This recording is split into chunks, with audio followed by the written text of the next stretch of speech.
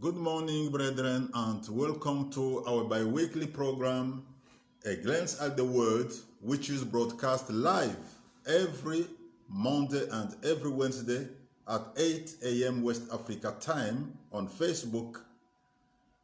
8 a.m. Africa time is 7 a.m. GMT. Today is Wednesday, the 6th of July, 2022, and we're going to continue with the topic that we started on Monday, the 4th of July, and which is entitled Self-Sentence Death Penalty. Self-Sentence Death Penalty. Today we're going to deal with part 2, titled Absalom's Death. Absalom's Death. We're going to read a few verses in the book of 2 Samuel. We're going to read only in 2 Samuel.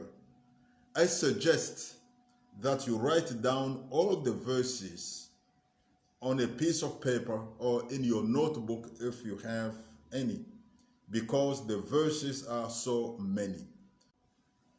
So take a piece of paper and write down the verses now.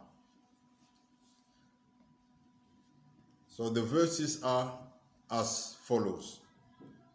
2 Samuel, all the verses are in the book of 2 Samuel. So chapter 13, verses 1 and 2,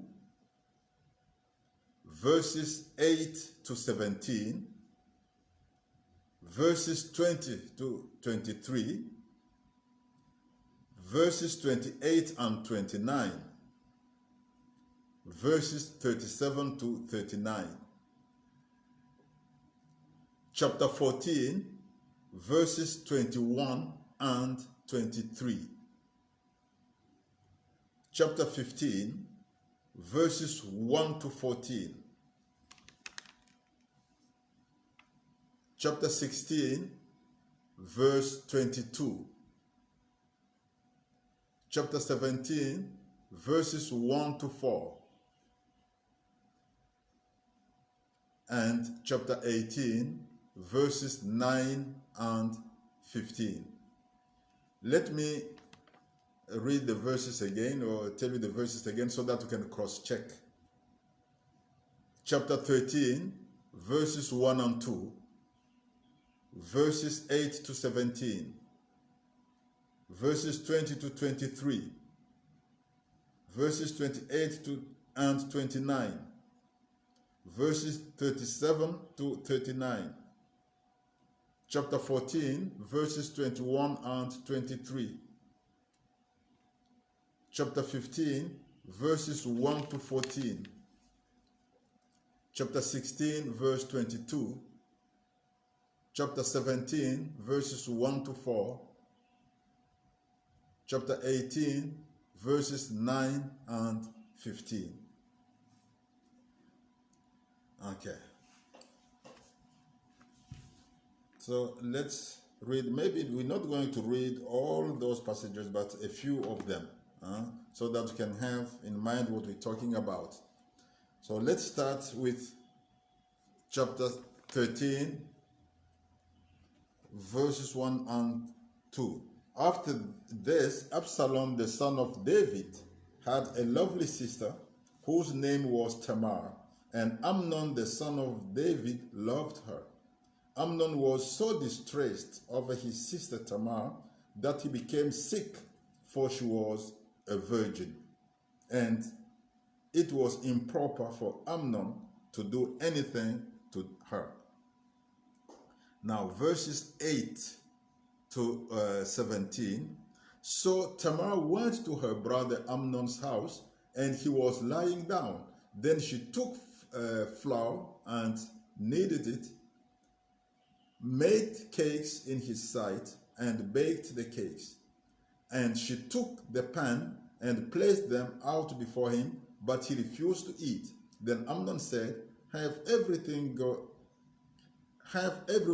out from me. And they all went out from him. Then Amnon said to Tamar, Bring the food into the bedroom. that I may eat from your hand. And Tamar took the cakes which she had made and brought them to Amnon her brother in the bedroom. Now when she had brought them to him to eat, he took hold of her and said to her, Come, lie with me, my sister. But she answered to him, No, my brother, do not force me, for no such thing should be done in Israel. Don't do this disgraceful thing. And I, where could I take my shame? And as for you, you would be like one of the fools in Israel. Now therefore please speak to the king, for he will not withhold me from you. However, he would not heed her voice, and being stronger than she, he forced her and lay with her. Then Amnon hated her exceedingly, so that the hatred with which he hated her was greater than the love with which he had loved her. And Amnon said to her, Arise, be gone. So she said to him, No, indeed, this evil of sending me away is worse than the other that you did to me. But he would not listen to her. Then he called his servant who attended him and said, Here, put this woman out, away from me, and bolt the door behind her. Now, where should we go now? Let's read, let's jump a little bit and go to verses 28 and 29. Now Absalom had commanded his servants, saying, Watch now, when Amnon's heart is merry with wine, and when I say to you, Strike Amnon, then kill him. Don't be afraid. Have I not commanded you? Be courageous and valiant. So the servants of Absalom did to Amnon as Absalom had commanded. Then all the king's sons arose, and each one got on his mule and fled. Okay. Now, verses 37 to 39. But Absalom fled and went to Talmai, the son of Ammihud, king of Geshur, and David mourned for his son every day. So Absalom fled and went to Geshur and was there 3 years. And King David longed to go to Absalom, for he had been comforted concerning Amnon because he was dead. Okay, I think I've given you all the verses. We cannot keep on reading them on and on. If we continue reading them like that, all the teaching will finish only reading the verses. So let me tell you the story. So to summarize, I can tell the story because this especially is the story of Absalom, and this story of Absalom resembles the story of many other people who attract death into their lives. So to summarize Absalom's life, here is what we can say. You know, David, Absalom's father, had many wives. You know that the man was a real womanizer. He had many wives. And among those numerous wives were Ahinoam, the Jezreelitess, who was the mother of his first son, Amnon, and Maacah, the daughter of Talmai, king of Geshur, who was the mother of his third son, Absalom. And Absalom had a lovely sister named Tamar, and following a Machiavellian ruse, or maybe I should say a Mephistophelic ruse, Amnon raped Tamar, Absalom's sister. And Absalom held a very strong grudge against Amnon. Then 2 years after the rape, Absalom killed Amnon and fled to Geshur. You know, remember that the king of Geshur was his grandfather. So he fled to Geshur, where he stayed for 3 years. After those 3 years, he went back to Jerusalem after David had forgiven him. And some 2 years after he returned to Jerusalem, that is 5 years after he killed Amnon, Absalom started preparing a coup against his father David. So Absalom wanted to oust his father David from the throne of Israel and replace his father David as the new king.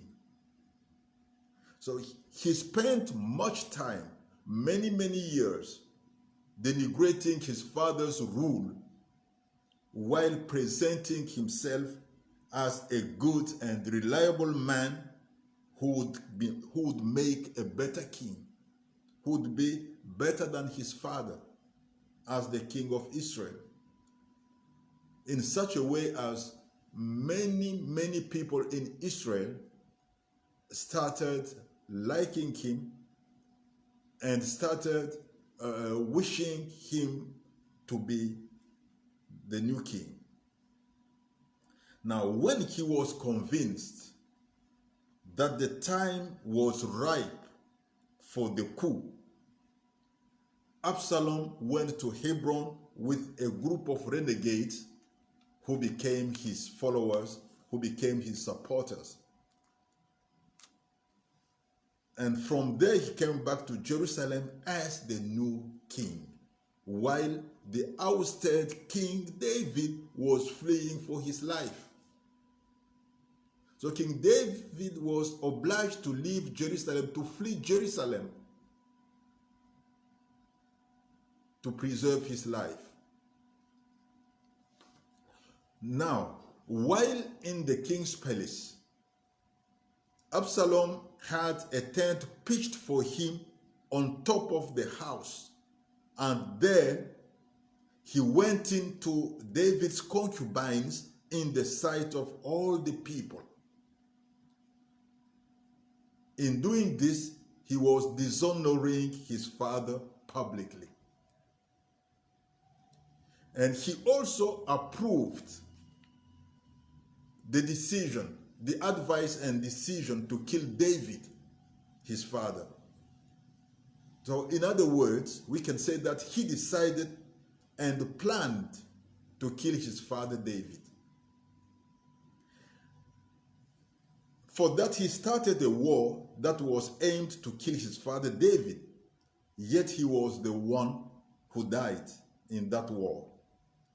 Now the question is, why did Absalom die? What principle or what principles did cause his death?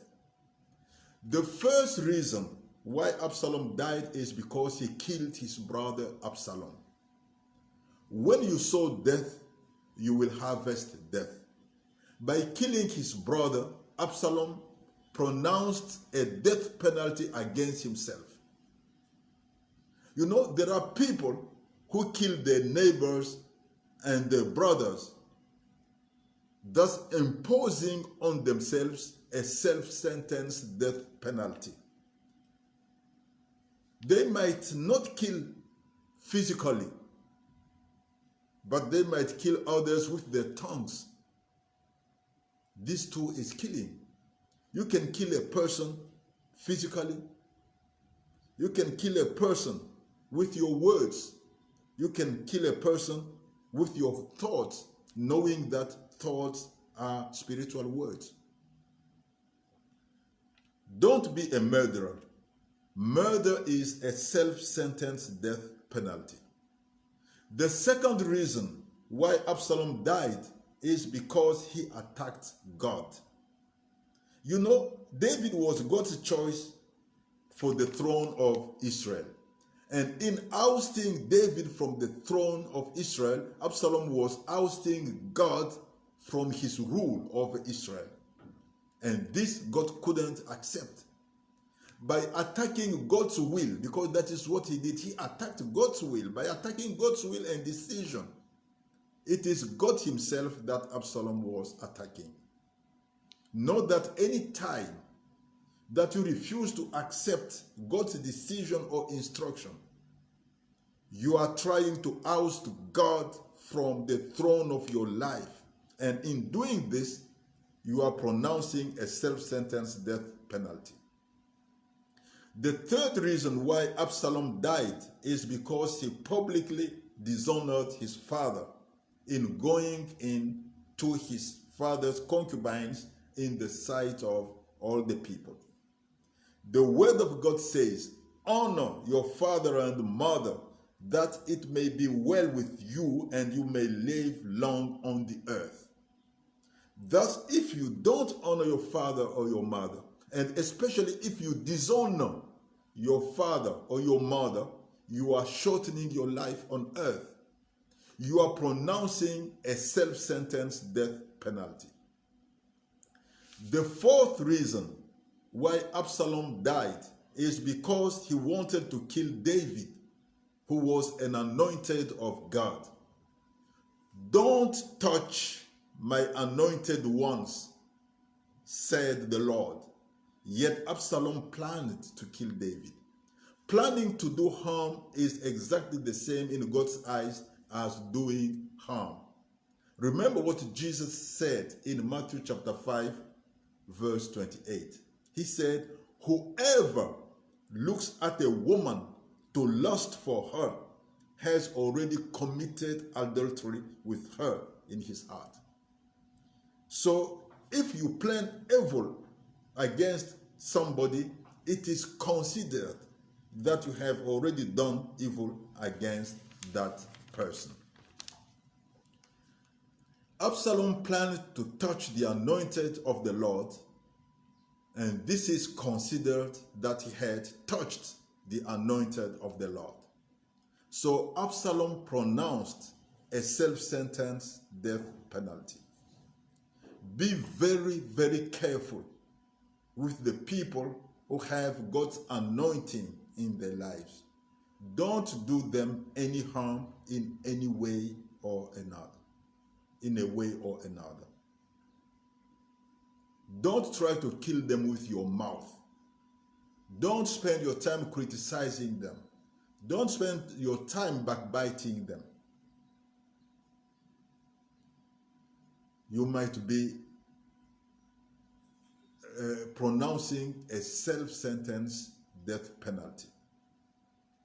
Now, to avoid self-sentenced death penalty, what must you do? First thing, never commit any murder, either physically or with your tongue or your thoughts.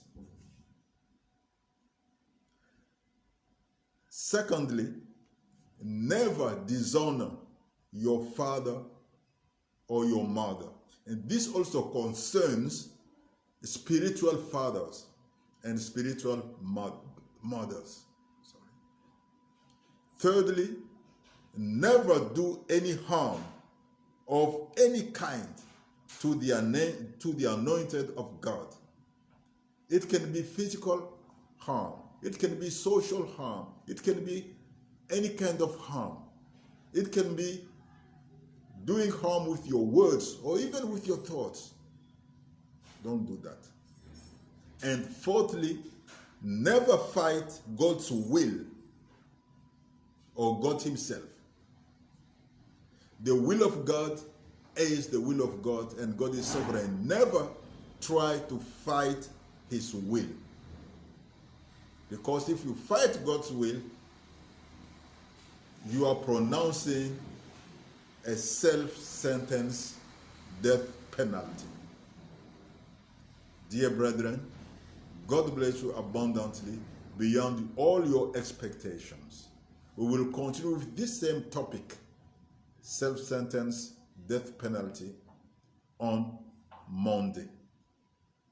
Monday will be the 11th of July, 2022. God bless you.